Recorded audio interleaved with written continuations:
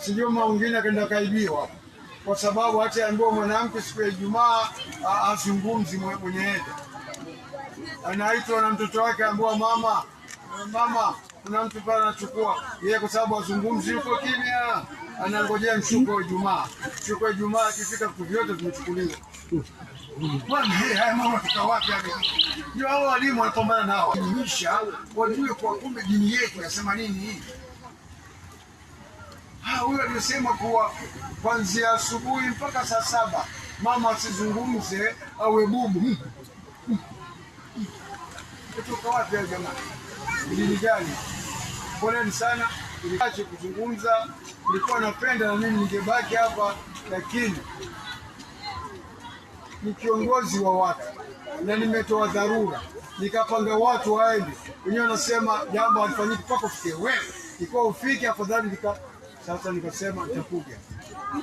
Nikazungumza na mwalimu wangu mwanafunzi na Mungu amejalia Chekasi na wakosikani. Hata wakati ule tulikuwa naye pamoja hapa, na mwingine hapa ameondoka hapa, lakini yuko hapa Alisali Mwacharo, tutakuwa naye na hawa mashaka zangu. Najua kina Sheikh Muhammad Karega pia mtakuwa nao hapa. Hakuna wasiwasi sasa hivi, alhamdulillah.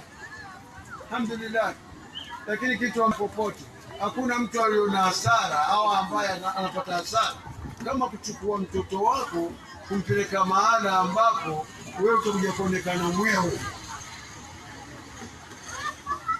Usichukue mtoto wako ukampeleka mahala kama vile Ukunda. Mzazi mwingine ameshikwa na mtoto wake akategwa, akaanguka. Alipoanguka akashikwa kidevu babake.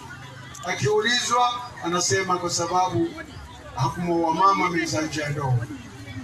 Watamu amezaa nje ya ndoa, huyu mzee watatambua. Anafurukuta baba. Tumulala kisoi. Bahati nzuri kulikuja watu yule bwana amefukuzwa pale Ukunda mpaka sasa hivi Samuel. Tupo hawa bila ya kuelimishwa, atakuwa kama yule barobaro ya baba yake.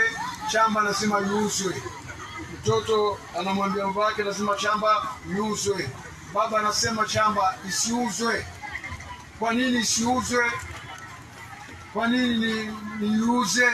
Lao ningeiuza, ningeiona sasa. Niacheni shamba ibaki. Mpaka wana mvutano, mpaka mwisho wake tukawa miereka.